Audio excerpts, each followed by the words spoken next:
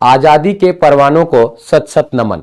जिन्होंने भी हमारे देश को स्वतंत्र कराने में और उसे गणतंत्र करने में एक अहम भूमिका निभाई है, वो चाहे नरम दल के रहे हों चाहे गरम दल के रहे हों, उनको तहे दिल से शुक्रिया अदा। क्योंकि हमारी रूह कांप जाती है जब हम ये सोचते हैं कि कई सौ सालों तक हमने गुलामी की जंजीरों में बहुत सारी वेदनाएं सही हैं, बहुत सारे लोगों की आहें सुनने को मिली हैं। हमारे पूर्वजों के न जाने कितने लोगों को भूखे रहना पड़ा है, कई रात जागना पड़ा है, तब जाकर के कहीं हमें ये आज़ादी मिली है, तब जाके कहीं हम अपनी बनाए कानून में चैन की सांस ले रहे हैं। जब कभी भी आप सोचेंगे कि हमें कईयों आक्रमण से गुजरना पड़ा है और कई सौ सालों तक हमारे खजाने को लूटा गया, और जब हम ये सोचें कि हमने अपने संविधान को बनाने में 63 लाख रुपए से ज़्यादा पैसा खर्च कर दिया, और जब हमने पाकिस्तान का विभाजन किया तो पाकिस्तान को भी धन देकर के विभाजित किया था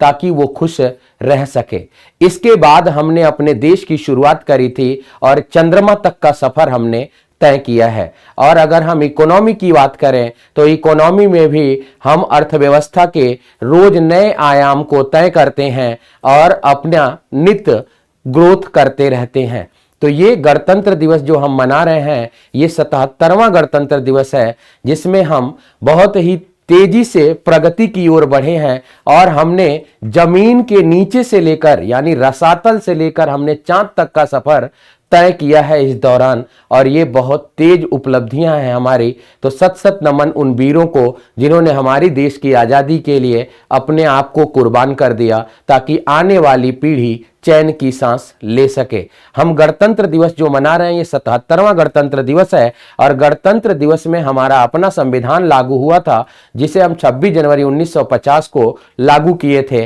और आज की हमारी जो शासन व्यवस्था है वो हमारे संविधान के अनुरूप कार्य कर रही है। तो सल्यूट है जो आज भी देश को संभाल रहे हैं, उन वीरों को भी जो सीमा की सरहदों पर लगातार अपने देश और तिरंगे की आन बान शान को बनाए रखे हैं। धन्यवाद और सत सत नमन वीरों को।